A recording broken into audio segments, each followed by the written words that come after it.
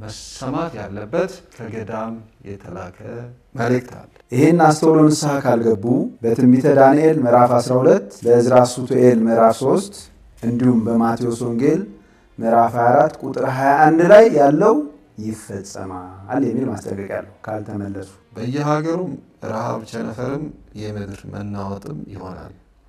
እነዚህ ሁሉ የመጣር መጀመሪያ ናቸው።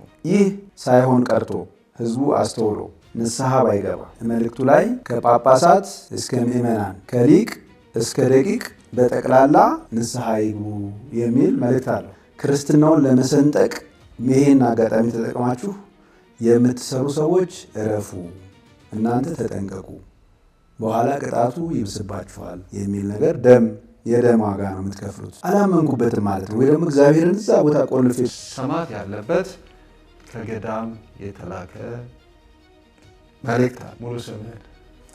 መስፍን ጌታቸው ይባላል። ከአንድ አባት አደራ ተብለህ ይሄንን አድርስ ተብለህ ዛሬ ይሄንን መልእክት ይዘህ የመጣው። ስለዚህ ከዛ እንጀምር። እውነት ነው፣ ወደ ገዳም እሄዳለሁ። እኔ ያው በእርግጥ የሚያውቁኝም ሰዎች ያው ያውቁኛልና ምናልባት በመላው ዓለም ያለ ሰው እንዳልኩት ወደ ሚዲያ መውጣት ሰው ስላልሆንኩ ባያውቀኝም አብረውኝ የሚኖሩ ጎረቤቶችም አብረው ያደጉ ስለው ወደ መልእክቱ ስመጣ ይሄ መልእክት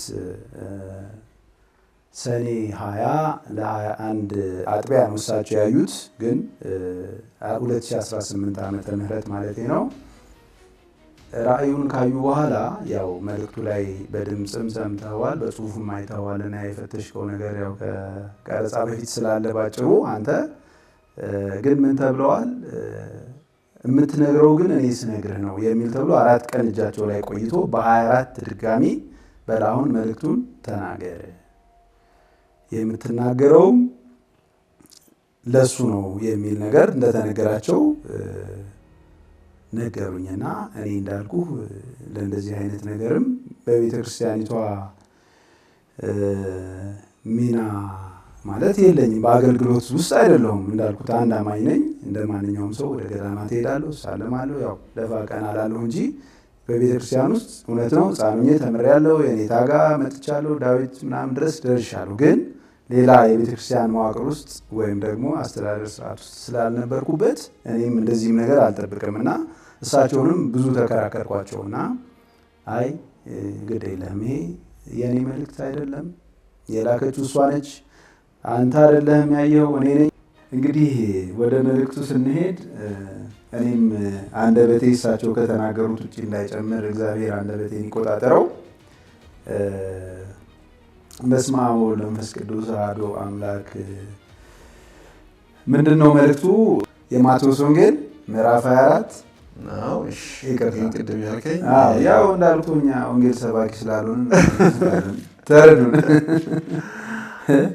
ምዕራፍ 24 ቁጥር 7 ይህ እንግዲህ ያው እስከ 15 በጾማችን አጋማሽ ጾም ላይ ነገረ ምጽአቱን በደብረ ዘይት የሚነበብ ነው።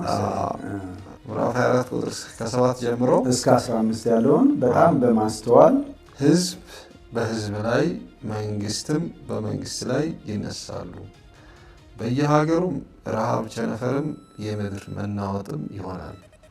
እነዚህ ሁሉ የመጣር መጀመሪያ ናቸው። ያን ጊዜም ለመከራ አሳልፈው ይሰጧችኋል፣ ይገድሏችኋል።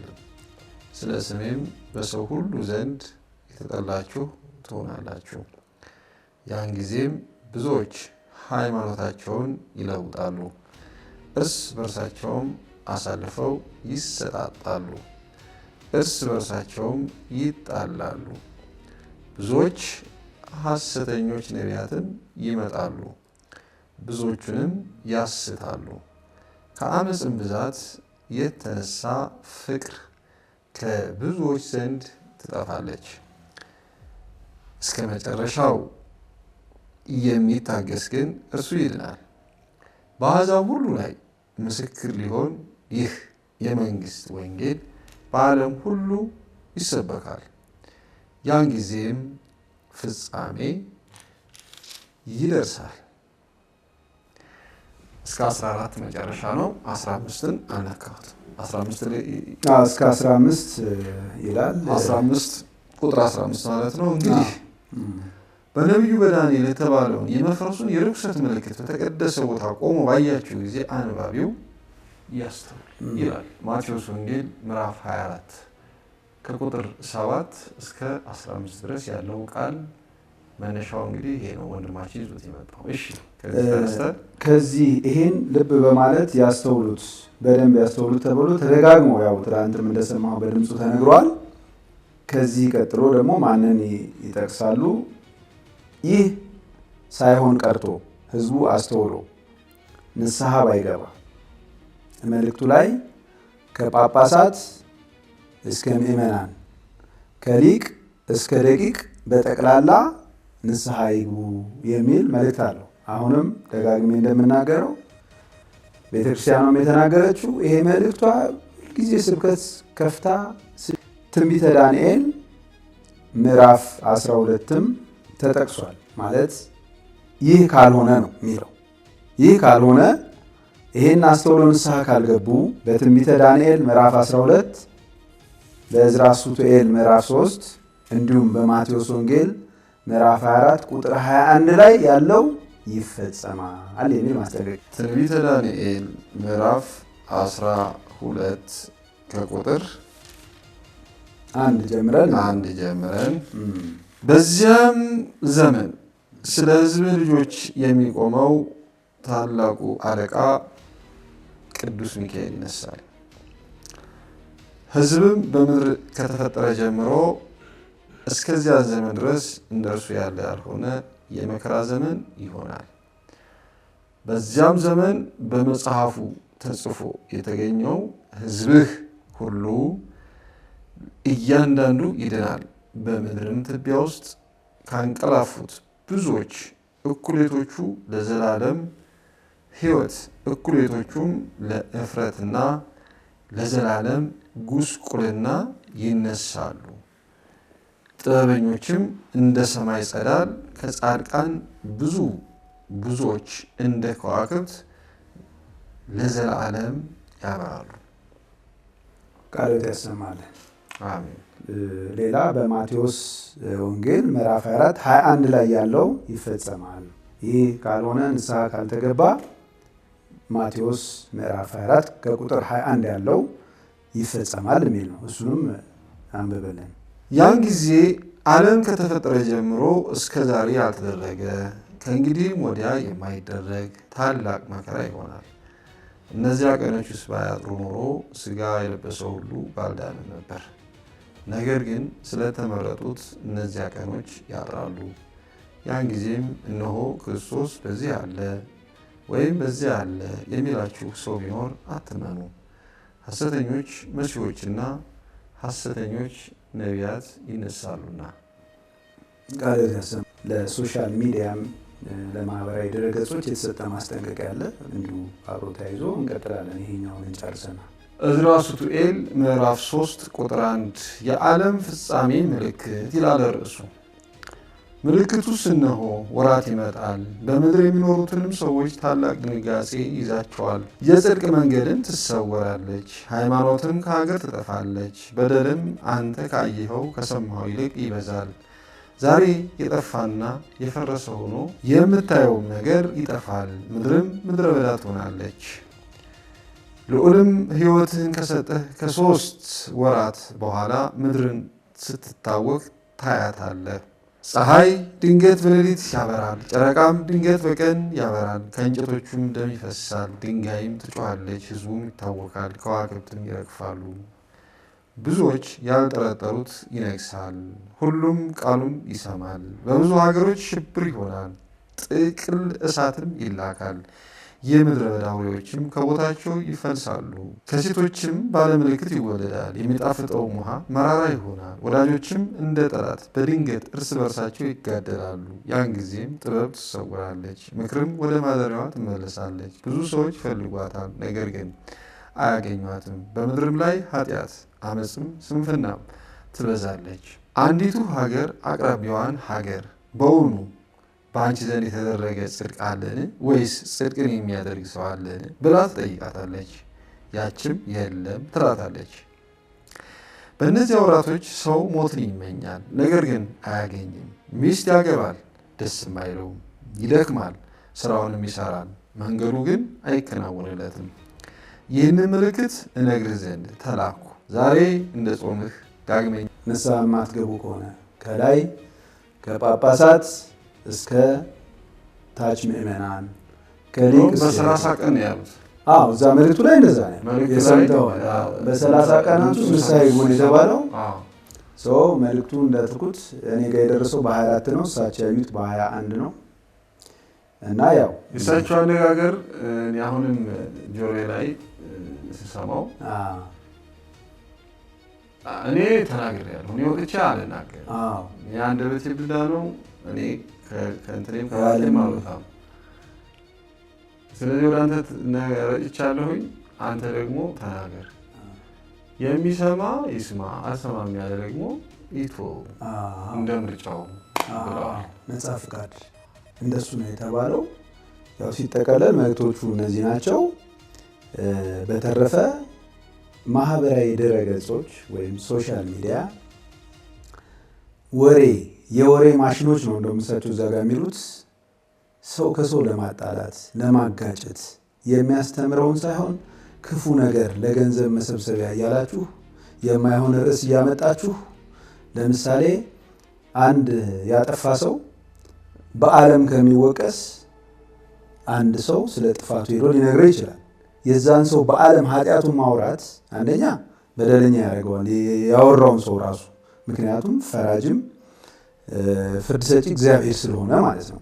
እና ይሄ የምታገዳድሉ የምታለያዩ፣ በተለይ ክርስትናውን ለመሰንጠቅ ይሄን አጋጣሚ ተጠቅማችሁ የምትሰሩ ሰዎች እረፉ፣ እናንተ ተጠንቀቁ፣ በኋላ ቅጣቱ ይብስባችኋል የሚል ነገር የደም ዋጋ ነው የምትከፍሉት። በዚህ ምክንያት የሚፈሰው ደምና ሌላ ነገር እናንተ ናቸው ጥያቄ የሚል ጠበቅ ያለ ማስጠንቀቂያ አለ።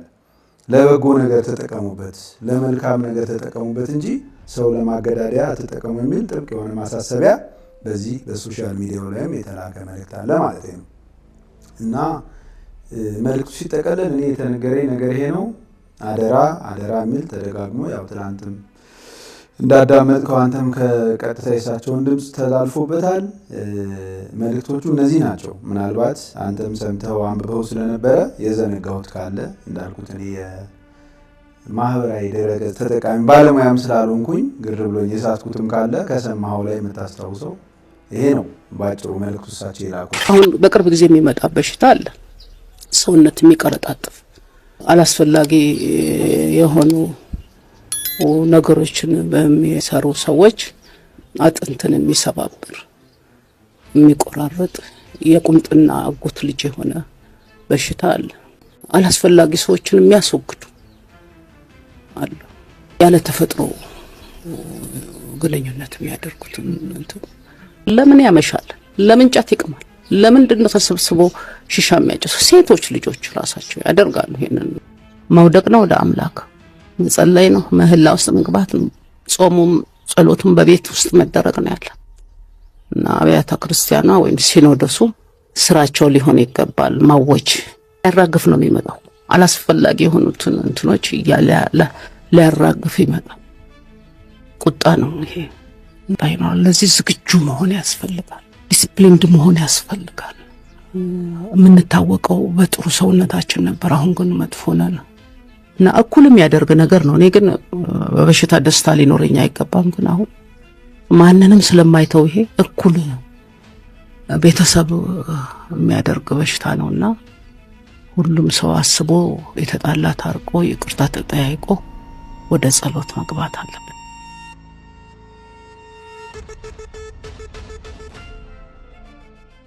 ዶንኪቲው የግለሰብ ዩቲዩብ ወይም ዝም ብሎ የግል ተቋም አይደለም። በስነ ስርዓት ኢትዮጵያ ውስጥ ንግድ ፍቃድ አውጥቶ የሚንቀሳቀስ በአንድ ወቅት ከ67 በላይ ሰራተኞች ያሉ በአንድ ወቅት እስከ 1 ሚሊዮን ብር ደሞዝ የሚከፍል የኛ ችግር የጀመረው ግን የዛሬ 3 ዓመት ነው። ከዛሬ 3 ዓመት ጀምሮ መቼም እኛ ይሄን ሁሉ ወጪ የምናስተዳድረው በዩቲዩብ ገቢ ብቻ አይደለም። ስልጠናዎች እንሰጣለን፣ በጎን የተለያዩ የምናምንባቸውን ስራዎች እንሰራለን ለወጣቱ የሚጠቅሙ። ስለዚህ ገቢ እናገኛለን። ስፖንሰሮች ማስታወቂያዎች አሉ፣ መርጠን ተጠንቅቀን የምናስገባቸው ስፖንሰሮች አሉ። በግልጽ እነዚህን አታክ ማድረግ ተጀመረ ማለት ነው።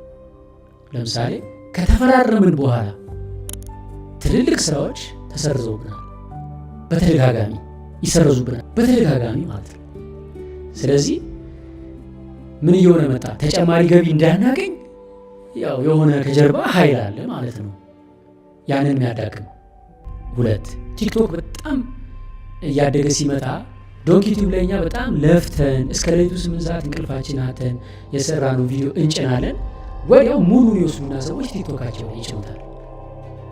የእኛ ኢንካም ገቢያችን ግን ቲክቶክ አይከፍልም፣ ዩቲዩብ ነው የሚከፍለን። ዩቲዩብ እየቀነሰ መጣ ማለት ገቢያችን። ዘመቻዎች በጣም እየበረቱ መጡ። ኔጌቲቭ ዘመቻዎች፣ ስም ማጥፋቶች። የሆነች ጉዳይ ከተነሳች በጣም ብዙ ሰዎች ቪዲዮ ይሰራሉ በአንድ ጊዜ። ምን በድያቸው ነው ላሉ ድሮ አይገባኝም እንዴ ምን አድርጋቸው ነው እነዚህ ሰዎች ያልነካዋቸው ለካ ነክቻለሁ። ስለዚህ በትክክለኛ አይምሮ እኔን ለመገሰጽ ቪዲዮ የሚሰራ አለ። በዛው ልክ ደግሞ ጉዳዩ ምንም ይሁን ሳያምንበት አታክ ለማድረግ የሚነሳ በዛ ማለት ነው። ብዙ የሚመታ ነገር ያለ ሰው ግን እግዚአብሔር አሳልፎ አልሰጠኝም፣ ሸፍኖ ይዞልኛል። ሰው ከነድካሙ ይጠቅማል፣ ሰው ከነድካሙ ይጠቅማል።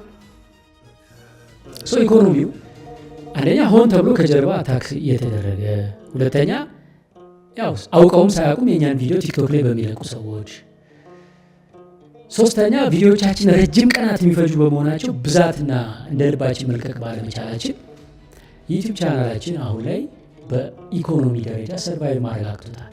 ሰዎች ሸቱ በጣም ሚሊዮነር ነው፣ ብዙ ብር አለው፣ ንብረት አለው ብለው እርግጠኛ ሆነው ያወራሉ። ኦፍኮርስ እኔም ሲያቀብጠኝ ሲሉ ሰምታ ዶሮ ሞተች ቀጢስ ገብታ ይባል። አንድ ቀን ሰይፉ ላይ ቢሊዮነር ሳልሆን አልሞትም ብዬ ቀላል መስሎኛ። ቢሊዮነር ነው ሞቲቬሽን ሰምቼ ተወስውሼ እንደዛ ብዬ ነበረና ግን ሪያሊቲው አሁን ለምትወዱኝ ለምታከብሩኝ ኢትዮጵያውያን እኔ ከስርም ስመጣ እየነገርኳችሁ ነው የመጣሁት። የምዋሸው የምደብቀው ነገር አልነበረኝም። እንዴት ከችስትነት ተነስቼ ከጓደኞቼ ጋር አንድ ፍራሽ ላይ የተኛው እንዴት አድርጌ እዚህ እንደደረስኩኝ ነግሬያችኋለሁ። እውነታውን ታውቃላችሁ። ዶንኪ ቲዩብን ያሳደጋችሁት እናንተ ናችሁ፣ እዚህ ያደረሳችሁት እናንተ ናችሁ። አሁን ማቀርበው ጥያቄ ምንድን ነው? ከጎናችን አላችሁ ወይ?